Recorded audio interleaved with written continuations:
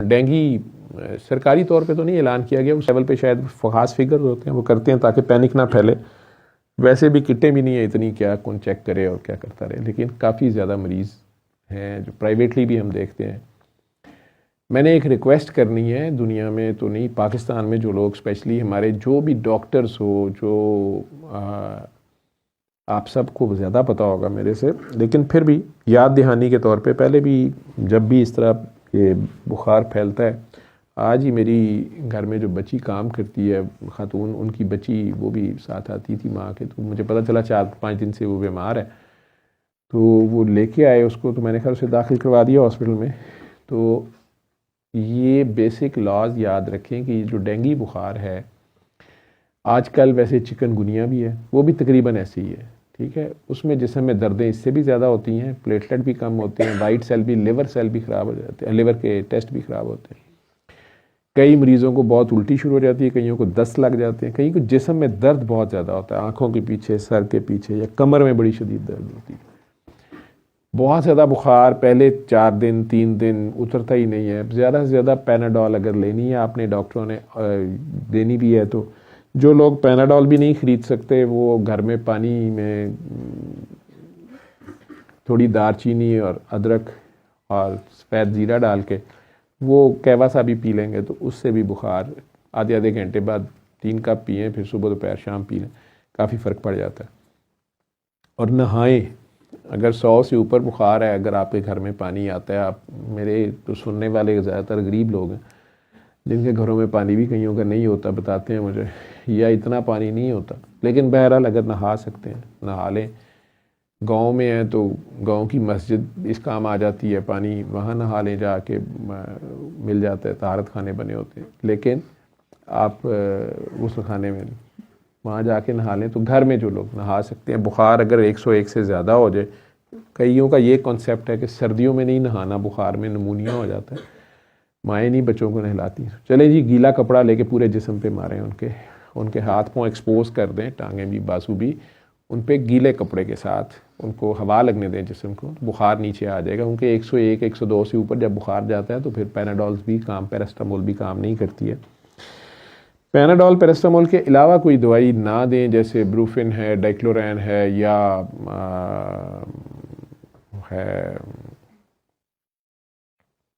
दूसरी कई और, एस्प्रीन, डिस्प्रीन है, ये नहीं लेनी। तो 3-4 दिन ये बुखार रहता है, बेटा ये जगह दे दे तूने, अगर ऊपर नहीं बैठना तो सारा डिस्टर्ब होता है, मैं डिस्टर्ब होता हूँ, जब आप लोग बाद में आते हैं ना, मेरा सारा फ्लो जो है वो बीच में ख़राब होता है आप लोगों की वजह से। तो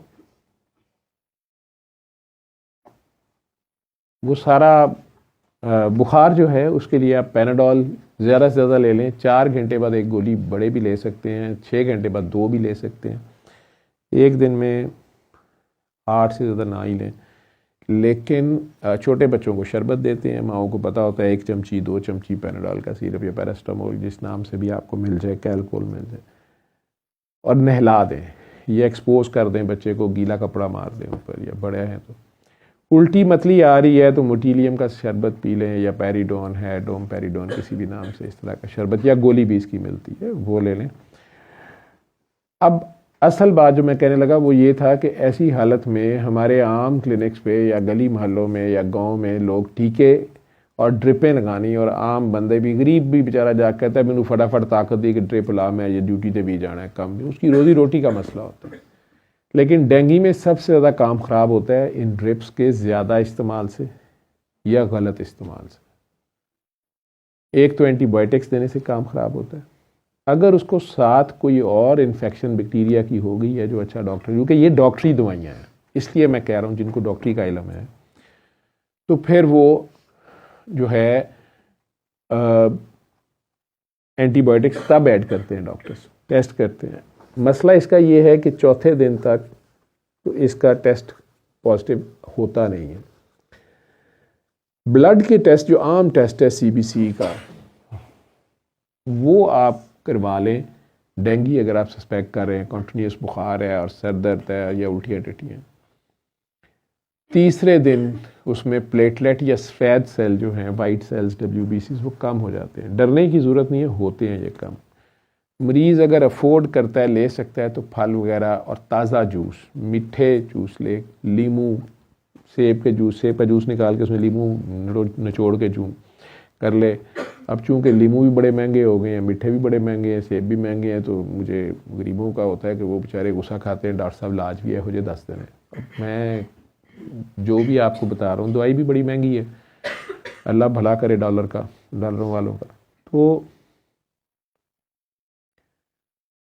मेन मैसेज जो मैंने देना था वो देना था कि ड्रिप्स जो हैं ये बड़े ध्यान से लगानी होती हैं। जब इसमें मरीज़ का अगर तो टट्टियाँ उल्टियाँ उसको ज़्यादा लगी हैं तो उसमें पानी की कमी तो होती है। अगर वो टट्टियाँ उल्टियाँ इतनी नहीं लगी लेकिन खा पी नहीं रहा, तो पानी की कमी थोड़ी बहुत तो उसकी होती है। जब बुखार होता है उससे भी इवेपोरेशन बहुत ज़्यादा होती है, सांस तेज़ चलती है, उससे भी बहुत ज़्यादा पानी में उसकी कमी होती है। उसको पीने दें अगर पी सकता है तो। लेकिन ड्रिप इसमें ध्यान से लगानी होती है, स्पेशली चौथे दिन, तीसरे चौथे दिन से, उसे हम लीक फेज कहते हैं। इन लोगों के खून की नालियों में खून जो है वो यूं समझ लें कि खून की मिकदार इस तरह कम होती है कि उसमें से पानी जो है वो खून की नालियों से बाहर सीप कर जाता है, प्लेटलेट्स की कमी की वजह से, वाइट सेल्स की कमी की वजह से भी, लेकिन ये उनकी खून की नालियों से ये बाहर सीप कर जाता है। तो मरीज़ का चेहरा थोड़ा सा, जैसे हम तो उसे बोलते हैं, पफी हो जाता है, या लगता है स्वेलिंग सी हो गई है, या हाथों पे भी थोड़ा सा वर्म आ गया है शायद, या पैरों में, लेकिन नहीं नज़र आता आप लोगों को। हमें पता होता है कि जिस्म में फेफड़ों के गिर्द काफ़ी जगह होती है, वहाँ पानी इकट्ठा होना शुरू हो जाता है। पेट में पानी बाहर निकलना शुरू हो जाता है, अंदर ही पित्ते के इर्द गिर्द होता है। अल्ट्रासाउंड में शुरू में नज़र आ जाता है, जिन्हें अल्ट्रासाउंड करनी आती है, कि पित्ते के गिर्द थोड़ा सा पानी है। जब ये लीक फेज़ अगर हो जाए तो इसमें ड्रिप्स लगानी होती हैं, लेकिन बड़े ध्यान से, और ड्रिप कौन सी लगानी है ये देखना होता है। और अगर वो 50-60 किलो का बंदा है जवान, उनमें 2 दिन के अंदर कोई यूं समझ लें 4.5 लीटर पानी देना होता है। अगर वो खा पी भी नहीं रहा तो एक दिन में वो मुश्किल से 2.5 लीटर या 2 ड्रिपें, 2.5 ड्रिप बनी बड़ी वाली, ये देनी होती है बहुत स्लो। आप फास्ट देते हैं तो वो उतने प्रेशर से बाहर निकल जाता है, तो उसका सांस और ख़राब होना शुरू होता है, फेफड़ों के गिर्द भी पानी इकट्ठा होना शुरू होता है, या पेट में पानी, और दर्द बढ़नी शुरू हो जाती है। तो ये मैंने आप आम डॉक्टर्स हजरात को, जिन्होंने अगर डेंगू को नहीं पढ़ा या वो भूल गए हैं या उनकी ट्रेनिंग नहीं हुई, हुकूमतों ने, मुख्तलिफ हुकूमतों ने पिछले 16-17 साल से हमारे ऊपर ये डेंगू मुसल्लत किया गया। शायद वॉर वेपन के तौर पे अफ़गानिस्तान की तरफ उन्होंने यूज़ किया था, शायद किया हो, क्योंकि वो गारों में तालिबान चले जाते थे, उन्होंने मच्छर को इस तरह का इंजीनियर छोड़ा या क्या था। बहरहाल ये मेरा अपना ख्याल है। वहाँ से फिर ये पहले हमारे पेशावर में फैला था, फिर अगले साल ये पिंडी में ज़्यादा हुआ था, और फिर उसके बाद ये लाहौर तक आ गया था 2008 से 2011 और 13 तक। और ये सबको पता है कि पानी ना खड़े होने दें, ताज़ा पानी पिंडे देता है ये जो मच्छर है ये वाला। और इसमें जरासीम, ये वायरस जो है, ये जिस्म में आके बहुत ज़्यादा दर्द और बुखार की कैफियत पैदा करता है। प्लेटलेट कम होते हैं, उनसे डरने की ज़रूरत नहीं है, 10 तक भी, 10 से नीचे भी चले जाते हैं। हम खून का बंदोबस्त कर लेते हैं, लेकिन अगर मरीज़ ब्लीड ना करे तो हम नहीं लगाते। अगर पखाने काले रंग के आने शुरू हो जाएं, नक्सीर जैसी मेरी मेट को शुरू हो गई, या ब्लीडिंग शुरू हो गई उसको कहीं से भी, या उल्टी बलगम में खून आना शुरू हो गया, तो वो ज़रूर हम देखते हैं। उसकी ब्लड टेस्ट रोज़ाना CBC कई बार 12 घंटे बाद भी करते हैं, उसकी हेमेटोक्रेट किधर जा रही है। तो जो भी पैरामेडिक्स भी अपने क्लिनिक कर रहे हैं या डॉक्टर्स भी कर रहे हैं किसी गांव में, किसी कस्बे में, वो उसको फिर देखते रहें। अगर तो हेमेटोक्रेट बढ़ रही है, इसका मतलब है कि उसका खून थिक हो रहा है, उसमें पानी की कमी है, उसको ड्रिप्स लगानी पड़ेंगी स्लोली। और वो फार्मूला सारे गवर्नमेंट ने बार बार सर्कुलेट भी किए हैं, आप डेंगी साइट पे जाके वो निकाल भी लेंगे। लेकिन फॉर गॉड सेक, सिर्फ पैसे बनाने के लिए या लोगों की तसल्ली के लिए या लोगों की फरमाइश पे वो एकदम से 3-4 लीटर ड्रिप ना लगा दिया करें, और ना ही उसमें एंटीबायोटिक्स बहुत ज़्यादा डाल दिया करें या स्टीरॉइड्स डाल दिया करें। शाह साहब जाना चाह रहे हैं तो वो डॉक्टर साहबान से, जो मेरे से ज़्यादा ही जानते होंगे, लेकिन जिनको अगर भूला हुआ है थोड़ा सा मैं भी रिवाइज कर दूं, क्योंकि उस बच्ची की भी आज मैंने हालत देखी, और कुछ पेशेंट्स हमारे पास भी जो आते हैं तो वो कई बार उन्हें बहुत ज़्यादा ड्रिप्स लगाई होती हैं, तो वो बहुत ज़्यादा बाद में उन्हें प्रॉब्लम हो रही होती है, सांस की भी और दूसरे मसाइल होते हैं। क्योंकि ये तो होता है कि वो मरीज़ खा नहीं रहा होता, जिगर पे भी सोजिश हुई होती है, उसे मतली हो रही होती है, उल्टियाँ आ रही होती हैं, कई बार पेट में शदीद दर्द होता है। दर्द का टीका कहीं वो लगा बैठते हैं, कहीं हिप पे या बाजू में, प्लेटलेट्स कम होने की वजह से वो गुमड़ बहुत बड़ा बना होता है, वहाँ नील पड़ा होता है या खून अंदर उसके इकट्ठा हुआ होता है। इन चीज़ों की एहतियात करनी होती है। ये चौथे से 8वां दिन ख़तरनाक ज़रा होता है, हम उसे लीक फेज़ बोलते हैं, और चौथे दिन से ही टेस्ट पॉजिटिव आ सकता है डेंगू का, उससे पहले कोई टेस्ट नहीं होता। हाँ, CBC का जो कंप्लीट ब्लड काउंट का हीमोग्लोबिन और वाइट सेल प्लेटलेट का जो टेस्ट है वो आप दूसरे तीसरे दिन से करवा सकते हैं, देखने के लिए कि प्लेटलेट और वाइट सेल्स कहाँ हैं और हेमाटोक्रिट कितनी थी बेसलाइन। फिर वो आगे हेल्प करती है अगली मैनेजमेंट में। रोज़ाना फिर हम लोग हॉस्पिटल में भी दाखिल करें तो करते हैं। और उसके साथ चौथे दिन NS1 का टेस्ट है जो अच्छी लेबॉर्ट्रियों से होता भी है और सरकारी तौर पर भी मेरे ख्याल वो करते तो हैं। जो मरीज़ दाखिल होते हैं, रिपोर्टें ना आए तो अलग बात है, लेकिन चौथे दिन से वो होता है, चौथे 5वें दिन।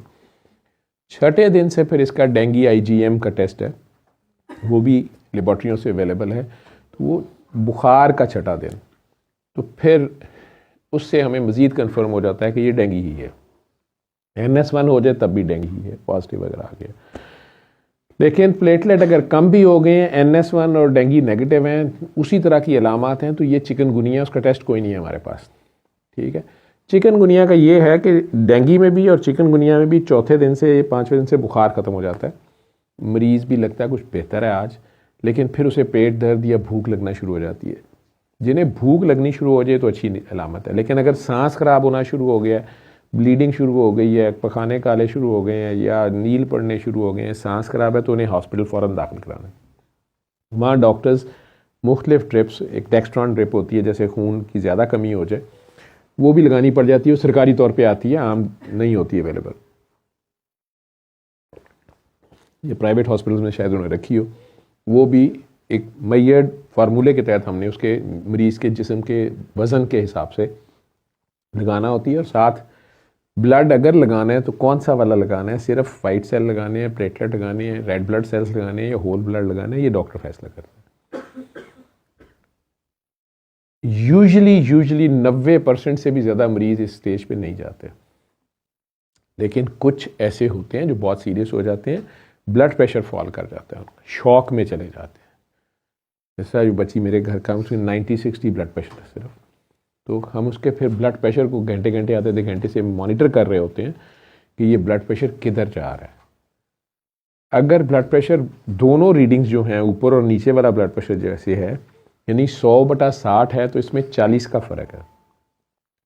घंटे बाद वो 90/60 हो गया, तो इसमें 30 का फ़र्क रह रहा है। तो हम उसे ड्रिप थोड़ी फास्ट करते हैं, हमें लगता है कि इसमें पानी की कमी हो रही है। और घंटे बाद वो 80/60 हो गया, तो ये 90 से भी नीचे आ गया। उसका यूरिन आ रहा है कि नहीं आ रहा है, पेशाब की नाली फिर हमें मजबूरन लगानी पड़ती है, जो हम जवान बच्चियों को नहीं लगाना चाहते, क्योंकि हमें घंटे के हिसाब से उसका पेशाब नापना होता है कि उसका जितने केजी वेट है, 60 केजी का है, तो कम से कम 1 घंटे में 60 सीसी पेशाब आ भी रहा है कि नहीं आ रहा। अगर उससे भी कम आ रहा है तो गुर्दे जो हैं वो पेशाब कम प्रोड्यूस कर रहे हैं, इसलिए कम प्रोड्यूस कर रहे हैं कि जिस्म में खून की नालियों में पानी कम है, तो वो पानी को रोक रहे हैं। तो फिर ड्रिप्स हम उस हिसाब से करते हैं और हर घंटे बाद देखते हैं।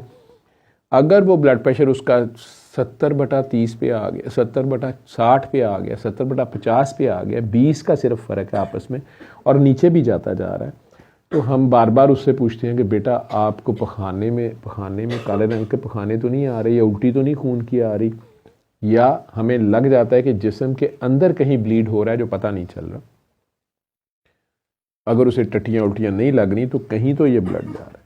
तो ज़्यादातर पानी सीप आउट कर रहा होता है, जो मैं कह रहा हूँ कि पानी पाइपों से बाहर निकलता जाता है, उससे भी अंदर जो पाइपों के अंदर खून है उसकी टोटल मिकदार कम होती जाती है, उसे हम पानी से पूरा कर रहे होते हैं। लेकिन हमें ब्लीडिंग की एविडेंस अगर मिल जाए कि पखाने काले रंग के या उल्टी खून की आ गई है या नील बहुत बड़े पड़ गए हैं या कुछ हो गया, तो फिर हम खून भी उसको देते हैं, साथ पानी भी देते हैं। जब तक उसका ब्लड प्रेशर ऊपर आना नहीं शुरू होता, उसके अंदर ऊपर और नीचे वाले ब्लड प्रेशर में कम से कम 30-40 का फ़र्क नहीं आना शुरू होता, हमारी तसल्ली नहीं होती और हमारे लिए वो मरीज़ इंतहाई सीरियस होता है। ये जो एक्स्ट्रा पानी उसके अंदर इकट्ठा हो जाता है वो 7वें-8वें दिन अगर वो ना भी इतना सीरियस हो या हो भी जाए, अल्लाह करे तो 7वें-8वें दिन ये मरीज़ जो हैं, चूँकि वाइट सेल्स भी कम होते हैं, इन पे दूसरे जरासीम हमला कर देते हैं। क्योंकि वाइट सेल हमारी आम फौज या पुलिस कह लें वो होती है। जिस वक्त वो कम होता है तो जिस्म के अंदर और कई जरासीम हैं, बैक्टीरियाज हैं, वो शुरू कर देते हैं, कोई निमोनिया कर रहा है, कोई और इन्फेक्शन कर रहा है, तो फिर कई बार मजबूरन एंटीबायोटिक देनी पड़ भी सकती है। तो हमारी नज़र होती है तो वाइट सेल्स एकदम ऊपर जाना शुरू कर दें, बुखार फिर एकदम से तेज़ होना शुरू हो जाए, तो हमें अंदाज़ा हो जाता है कि इसको कोई और इन्फेक्शन शुरू हो गई है, तब एंटीबायोटिक का रोल शुरू होता है, नहीं तो नहीं होता शुरू में, क्योंकि ये वायरस है। और अगर उसका यूरिन भी अच्छा आना शुरू हो गया है और उसको भूख लगना शुरू हो गई है और जिस्म पे लाल सारा जिस्म हो गया या हाथ पांव लाल हो गए हैं, खारिश शुरू हो गई है, तो डॉक्टर्स को बार बार वो या नर्सेज को या हेल्थ गिवर को वो मरीज़ और उसके घर वाले बार बार तंग करते हैं कि डॉक्टर साहब खारिश साथ खुश करो, हाय हाय इन्नी खारिश उन्होंने हो रही, डॉक्टर साहब लाल हो गई है, डॉक्टर साहब वो हाथ है इन्ने लाल ने, मेरे बच्चे को देखो फला एंटी एलर्जी की कोई दे दो, और कई बार आपे भी खुआ देंगे ने, तो चले एंटी एलर्जिक दे दें, लेकिन हम बड़े खुश होते हैं जो डॉक्टर्स उसके ऊपर ड्यूटी कर रहे होते हैं, जो उसका इलाज कर रहे होते हैं, हमारे लिए ये अच्छी खबर होती है। जब मरीज़ को भूख लगनी शुरू हो जाए और या उसके हाथ पाँव पे ये लाल निशान जब हो जाए और खारिश शुरू हो जाए, तो ये रिकवरी फेज़ की निशानी होती है। तो हमें पता होता है कि 1-2 दिन में इंशाल्लाह ताला ये अब बेहतर हो जाएगा। इसके जिस्म में से जो है जरासीम चला गया है या मर गया है और इसके जिस्म ने अब अंदर जो है वापस जो कह लें कि रिकवरी या जो तोड़ फोड़ हुई थी, तो अब मरम्मत का काम शुरू हो गया और भूख भी इसको इसलिए लगना शुरू हुई है कि इसके जिगर ने काम करना शुरू कर दिया। तो उसमें 1-8 दिन के बाद टेस्ट रिपोर्टें भी ठीक होती हैं, मरीज़ भी बेहतर होता है। हाँ, कमज़ोरी बहुत होती है, थकावट बहुत होती है, जिस्म में दर्दें बहुत होती हैं, वो उन्हें घर भेज दिया जाता है कि आप हफ्ता आराम कर लें, फल शल ज़्यादा खाएं, नरम ग़िज़ाएँ खाएं, घर की खाएं, लेकिन कोई ख़ास पाबंदी नहीं होती, जो आप खा सकते हैं वो खाएं और घर जाएं। अब अगर भूख लग रही है, जिगर के टेस्ट भी नॉर्मल हो गए हैं, जिगर की सोजिश ठीक हो गई है, लेकिन चिकनगुनिया जो दूसरा मैं बता रहा हूँ आजकल, वो भी साथ कुछ केसेस होते हैं, टेस्ट होते नहीं, क्लिनिकली हमें पता चलता है कि यार प्लेटलेट तो इसके ठीक है, ये बहुत थोड़े नीचे आए हैं, वाइट सेल्स भी ठीक ही हैं, लिवर, और चौथे दिन से बुखार भी ठीक हो गया है, लेकिन मरीज़ की चीखें नहीं ठीक हो रही होती हैं और उससे चलना मुश्किल होता है।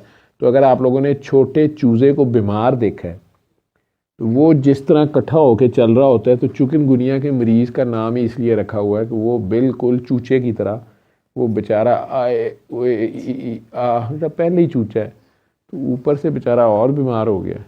ठीक है, एक उनकी बात में नहीं कर रहा है जो चोची खाते हैं, वो चूचे नहीं, ठीक है, वो चूचे नहीं, जो चोची खाते हैं वो नहीं, नक थनी बुरकी भी पा लेंगे ने, उन्होंने गल नहीं हो रही।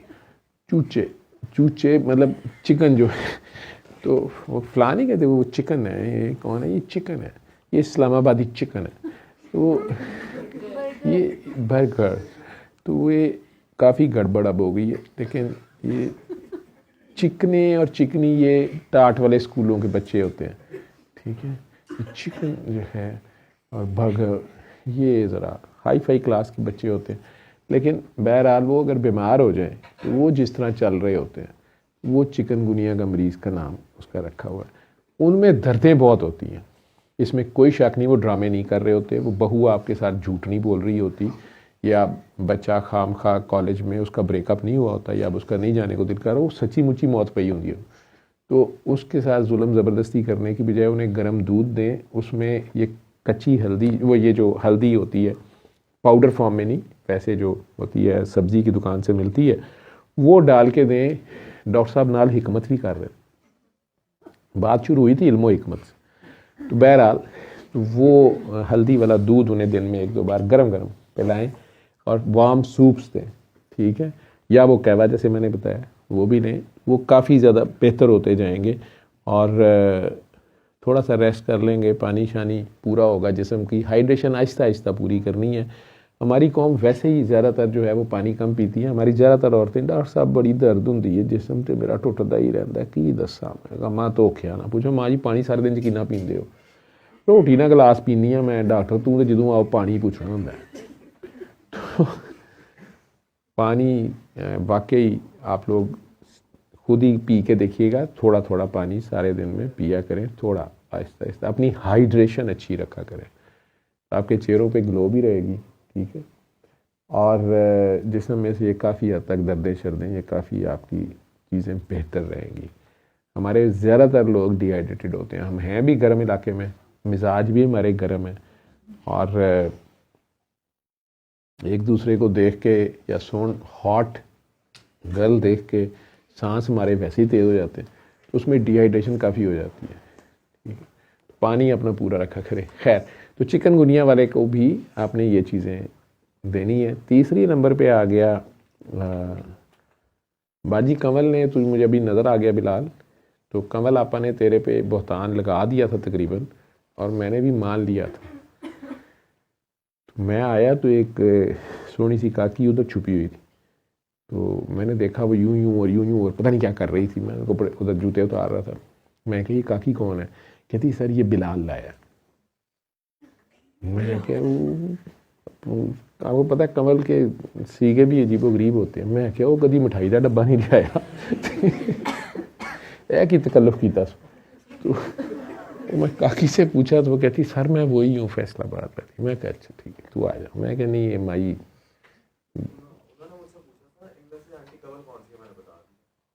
हाँ। तो आंटी कमल, वो बाहर से इधर से इंप्रेशन ये पड़ा कि ये दोनों आपस में राजो न्याज कर रहे हैं, बाकी कहानी दे बाजी कमल आप बना लेंगे, ठीक है। पिछले ज़माने में एक डाइजेस्ट आता था पाकीज़ा, वो 3 औरतें 3 कहानियाँ, वो तीनों औरतें और तीनों कहानियाँ कंवल के लिए लिख लेती, वो कंवल ही थी, ठीक है। फिर ये यहाँ खिल उठा, तुम्हें पता है कंवल कहाँ खिलता है, ठीक है। तो कहाँ थे हम, कहाँ चले आए? चिकनगुनिया के बाद तीसरे डॉक्टरों को बीमारी नहीं जब है, किन्जा नु यही है कि पेपर अज इत्थे पास हो जाए, पढ़ लिए फिर कल जाके यही लिख दिया गया, ठीक। तो बहरहाल तीसरा वायरल भी फैला हुआ है, कोविड भी फैला हुआ है, कोरोना भी, उसकी फॉर्म चेंज होती जा रही है। ये जो लोग खांसियाँ जिनकी ठीक नहीं हो रही, और ये पसलियों में बहुत दर्द होती है, इन जगहों में बहुत दर्द होती है, बलगम निकल के ही नहीं दे रही, वो नेबुलाइजेशन में भी आप लोग जितने जनरल लोग यूज़ कर रहे हो, नेबुलाइजेशन में हाइपरटोनिक सैलाइन डालना। हूँ हाइपरटोनिक सैलाइन ना महंगा कर दियो यार, इन्नी की बोतल 150 की होती है तो 120 की, तो वो डाल लिया करें, उससे बलगम आराम से निकल आएगी, ठीक है। बलगम इंड्यूस करना हम उसे कहते हैं। और जिन लोगों को वेंटोलिन की वजह से ज़रा धड़कन तेज़ हो जाती है, उन्हें वेंटोलिन ज़रा कम डाल लें और सेलाइन ज़्यादा डाल लें। जहाँ हाइपरटोनिक सेलाइन अवेलेबल नहीं, वो सेलाइन ही ज़्यादा डाल लें, ठीक है। तो अगर सेलाइन हाइपरटोनिक सेलाइन वाले ने महंगा किया तो मैं लोगों को बता दूंगा कुछ भी नहीं, पानी च नमक पाना है, घोल लेना, नमक वाला पानी ही गाए, ठीक है। फार्मूला बाद देख लेंगे कितना तुम नमक वाला पानी बना के नेबुलाइजेशन कर दो, अगर तो इसलिए महंगा ना करना। तो वो नेबुलाइज कर दें, कहवे साथ लें, या जो भी हर्बल टीज़ आप लेते हैं, पहले भी मैं कोविड के डेज़ में बताता रहा हूँ, वो लेते रहें। और ठंडे पानी ठंडी चीज़ों से गुरेज करें, ठंड में ना निकले, नीचे वार्मर पहने, मौसम एकदम से चेंज हो रहा है। चेहरे पे मास्क वैसे यूज़ करें, हमारे ये जो पोल्यूशन कह लें, स्मोक कह लें, उसकी वजह से इरिटेशन है, और बहुत ज़्यादा लोगों को उसमें जो है वो कह लें कि जिस्म के अंदर या फेफड़े या सांस की नालियों में रिएक्शन पैदा जो होता है, एस्थमा लाइक सिचुएशन हो जाती है, बात बढ़ती जाती है। ऊपर से आप एंटी एलर्जिक खा लेते हैं, उससे बलगम जम जाती है, वो निकलती नहीं, आपके लिए अजाब बन जाता है, वो डस्ट अंदर जाई जा रही होती है। तो हाइड्रेशन ठीक रखें, वार्म फ्लूइड्स लें, ठीक है, स्टीम ले लें साथ नमक और लौंग डाल के, वो लें। और ये हाइपरटोनिक सेलाइन नहीं तो फिर नेबुलाइजेशन में यूज़ करें, जो डॉक्टर्स या दूसरे कर रहे हैं वो साथ करें, बहुत ज़्यादा ईजी हो जाएगा। बुजुर्गान दुआएं देंगे आप लोगों को, वो इनडायरेक्ट मेरे तक पहुंच ही जाएगी, चाहे उन्हें ना भी पता हो कि ये मैंने बताया ठीक है। तो ये जनरल हेल्थ टिप्स थी जो एज ए डॉक्टर मैंने मुनासिब समझा कि जनरल पब्लिक तक भी चली जाए। गूगल पे बैठ बैठ के अपनी डॉक्टरी ना सीखा करें, ना ही अपने पे अप्लाई किया करें। आप में से आधी कौम गूगल की वजह से, चैट जीपीटी की वजह से खुद ही डॉक्टर बन गई है, खुद ही मरीज़ बन गई है, खुद ही इलाज कर करके जलील भी हो गई है। तो 57 साल की उम्र में अभी भी मुझे पढ़ना पड़ता है। 40 साल हो गए हैं डॉक्टरी पढ़ते पढ़ते पढ़ते पढ़ते पढ़ते, ठीक है। अभी भी 30-40% से ज़्यादा मेडिसिन मुझे नहीं आती है। प्रोफेसर हूँ मैं मेडिसिन का, और जो आगे से प्रोफेसर बनने चाहते हैं उनके वाइवे ले रहा होता हूँ, ठीक। आप तो चैट जीपीटी पे और गूगल पे पढ़ के डॉक्टर बन ही जाएंगे रातों रात, और सुबह उस पर अमल करके और कुछ नहीं तो एंजाइटी डिप्रेशन के मरीज़ बन जाते हैं। और फिर वो बात आपकी खोपड़ी से निकालनी हमारे लिए मुश्किल हो जाती है, क्योंकि वो हज़रत गूगल रहमतुल्लाह अलैह उनके ऊपर नाजिल हुई होती है। वो तो गलत हो नहीं सकती। डॉक्टर साहब पेंडू ने दम दरूद वाले डॉक्टर साहब, दुआवां शुआवां कराने वाले, ठीक है। मैंने हालांकि शुरू में बताया कि ये दुआओं से ज़्यादा शुआओं का खेल है, ठीक है, वेव्स, ठीक।